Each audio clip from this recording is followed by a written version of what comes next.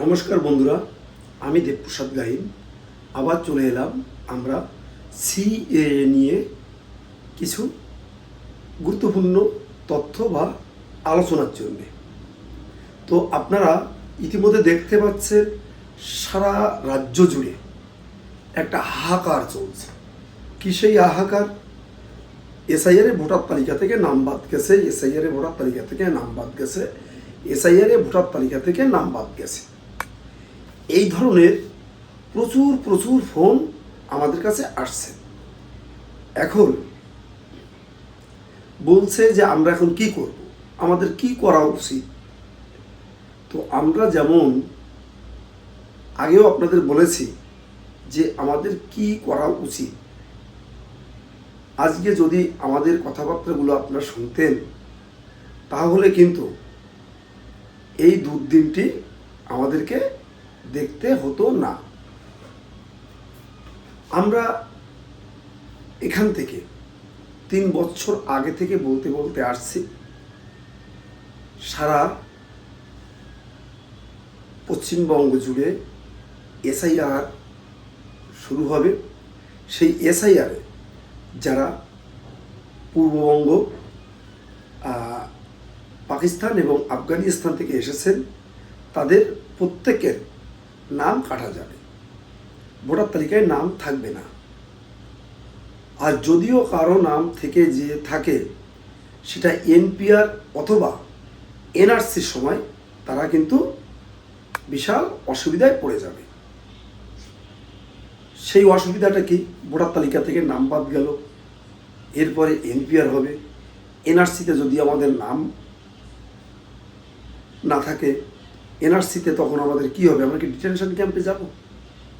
তাহলে আমরা কেন, ভারত সরকার আমাদের এই হিন্দু, বৌদ্ধ, খ্রিস্টান, শিখ, জৈন, পারসি এই 6 সম্প্রদায়ের মানুষের জন্য একটি সুন্দর আইন এনে আমাদেরকে কিন্তু তারা নাগরিকত্ব প্রদান করবে বলে আশ্বাস দিয়েছিল। আমরা সেই আশ্বাসে যে সমস্ত মানুষগুলো অ্যাপ্লিকেশন করে আমরা আজকে নাগরিকত্বটা নিলাম, তারা শক্তপোক্ত একটা অবস্থানে আছি এই দেশের নাগরিক হিসাবে। হ্যাঁ, যদি আমরা সার্টিফিকেট এখনই পাই বা কয়েকদিন পরে পাই, ভোটার তালিকায় নাম না উঠলে পরে উঠে যাবে, কিন্তু আমরা তো ভারতবর্ষের নাগরিকটা তো হলাম। এটা হচ্ছে আগে আমাদের বুঝতে হবে। এখন যারা আমরা বুঝলাম না, যারা আমরা কিছু রাজনৈতিক দালাল, রাজনৈতিক ব্যবসায়ী এবং কিছু উস্কানি দেওয়া মানুষের উস্কানিতে আমরা তাদের ফাঁদে পা দিয়ে আজকে আমরা সিএতে আবেদন না করে নাগরিকত্বটা যখন নিলাম না, তখন কি হলো? তখন আজকে ঠিকই এসআইআর থেকে কিন্তু আমাদের নাম ভোটার তালিকায় উঠল না, নামটা বাদ গেল। এর দায়ভার কে নেবে? এর দায়ভার নেবে যারা আপনাদের সিএতে আবেদন করতে নিষেধ করেছিল, তারাই নেবে।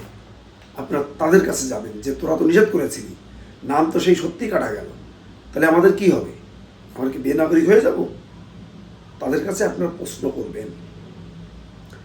এখন আমার বক্তব্য হচ্ছে, দেখুন, আপনারা যে কোনো রাজনৈতিক দল করতে পারেন, অসুবিধা নেই। আপনি সিপিএম করেন, আপনি তৃণমূল করেন, আপনি বিজেপি করেন, কংগ্রেস করেন, বিএসপি করেন, ইউসিআরসি করেন, আপনি যে যা খুশি করেন,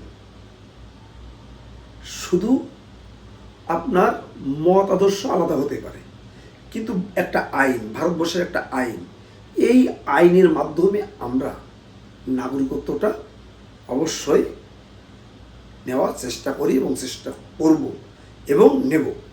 এটাই আমাদের আজকের থেকে প্রতিজ্ঞা এবং পণ হোক।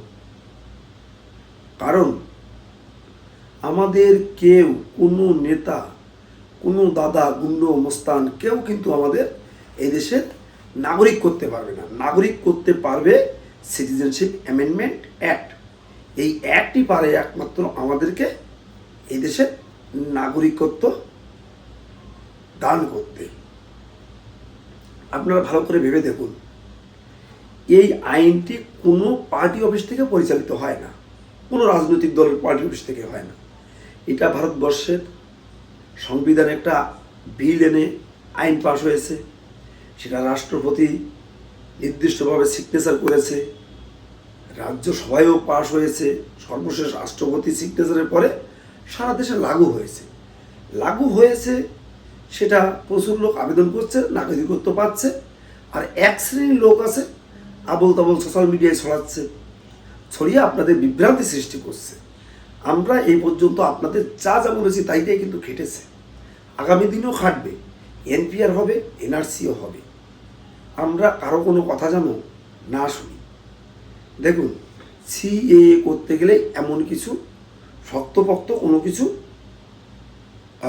ডকুমেন্টস লাগে না, একেবারে নর্মাল কিছু ডকুমেন্টস হলে কিন্তু আমরা সিএতে আবেদন করতে পারি। সেটা কি, আপনি 2014 সালের 31শে ডিসেম্বর পরে এসেছেন, তার একটি প্রমাণ্য নথি কি, সেটা Aadhaar card, voter card, ration card, PAN card, ব্যাংকের বই, জমির দলিল ইত্যাদি ইত্যাদি। আর কি লাগে, এখানকার কোনো একটা হিন্দু মন্দির থেকে আপনি একটি হিন্দু সার্টিফিকেট নেবেন। আর কি লাগে, আর লাগে 3টে কোর্ট নোটারি, আর একটা লাগে যদি আপনার কোনো নামের বানান ভুল থাকে, কোনো ডেট অফ বার্থ এদিকে একরকম বাংলাদেশে আর একরকম, মিডিল নেম থাকে, লাস্টে পদবি ভুল থাকে বা পদবি চেঞ্জ থাকে, তাহলে একটা ফার্স্ট ক্লাস ম্যাজিস্ট্রেট দিয়ে করে নিতে হয়। এই আর বাংলাদেশ থেকে কি লাগে, হয় আপনার বা আপনার বাবা বা আপনার ঠাকুরদাদা বা আপনার মা, মায়ের মা, মায়ের বাবা, এদের একটা ডকুমেন্টস। কি ডকুমেন্টস? তাদের বার্থ সার্টিফিকেট, তাদের স্কুল সার্টিফিকেট, তাদের জমির দলিল, জমির পর্চা, ভোটার কার্ড, মাধ্যমিক সার্টিফিকেট, উচ্চ মাধ্যমিকের সার্টিফিকেট ইত্যাদি ইত্যাদি ডকুমেন্টস হলে কিন্তু আপনারা সিএতে আবেদন করতে পারবেন। এখন প্রশ্ন হচ্ছে যে এই সিএ করতে গিয়ে প্রচুর লোক ভোগান্তির শিকার হচ্ছে, কারণ যারা সিএতে সঠিকভাবে আবেদন করতে জানে না তাদের কাছে গিয়ে আপনারা আবেদন করছেন, এবার আপনাদের হ্যারিং হচ্ছে, হ্যারিংয়ে এসে ফিরে যাচ্ছেন কিছু লোক, কিছু ভুল ত্রুটির কারণে সেন্সার থেকে ঠিক আপনার সার্টিফিকেট না ফেরত আসছে। তাই বলবো, যারা সিএতে আবেদন ঠিকঠাক সঠিক করতে জানে না তাদের কাছ থেকে করবেন না, হাত জোর করে প্রত্যেক দিন বলে আজও বলছি। আর কি বলছি, আপনারা জেলার ভিতরে যেখানে আছেন আমাকে ফোন করবেন, আমি আপনাদের সিএ করার সার্বিক সহযোগিতা করব। তাছাড়া পশ্চিমবাংলার যে কোনো জেলায় আপনি থাকতে পারেন, আপনি আমাকে ফোন করবেন, আমি অবশ্যই আপনাদের সিএতে আবেদন করে দেব। পশ্চিমবাংলার বাইরে যে কোনো রাজ্য, আমাদের ভারতবর্ষের ভিতরে যে কোনো রাজ্যে আপনি থাকুন না কেন, আপনি সরাসরি আমাকে ফোন করবেন, আমি আপনাদের সিএতে আবেদন করে দেব, এই গ্যারান্টি আমি আপনাদের দিচ্ছি। তো যাই হোক বন্ধুরা, প্রচুর গরম আজকে, আমি আর বেশি কথা বলবো না, শুধু একটাই কথা, আপনারা কারো কোনো উস্কানিতে পা দেবেন না। আপনারা অবশ্যই সিএতে আবেদন করবেন, আপনাদের ভোটার তালিকা থেকে নাম বাদ যাবে না, বাদ গেলেও আপনারা সার্টিফিকেট পেলে আপনাদের নাম উঠে যাবে। এটা হচ্ছে আমার বক্তব্য। তো যাই হোক, আমার এই বক্তব্য যারা শহর বন্দর গ্রামগঞ্জে দেখো, প্রত্যেকে বলবো তোমরা আমার এই ভিডিওটি শেয়ার করে দেবে, যাতে বাইরে প্রবাসী কিছু ভাই বোনেরা আমাদের এই ভিডিও দেখে তাদের এদেশের নিকটতম আত্মীয় পরিজন তাদেরকে একটু সহযোগিতা করতে পারে। এবং যারা নতুন দেখছো তাদেরকে বলবো চ্যানেলটিকে সাবস্ক্রাইব করো, সাবস্ক্রাইব করে আমার পাশে থেকো, এবং তোমাদের যাতে প্রত্যেক দিন আমি আমার এই বক্তব্য সবার আগে তোমাদের কাছে দিতে পারি, সেজন্য তোমার চ্যানেলটিকে সাবস্ক্রাইব করে দেবো। তো যারা আমার এই বক্তব্য শোনো, দেখছো এবং প্রত্যেকদিন দেখো, তাদেরকে বলবো তোমাদের সবার জন্য রইল আমার হৃদয়ের একেবারে অন্তরের অন্তরস্থল থেকে গভীর ভালোবাসা, এবং আমার বয়োজ্যেষ্ঠদের জন্য রইল আমার সশ্রদ্ধ প্রণাম।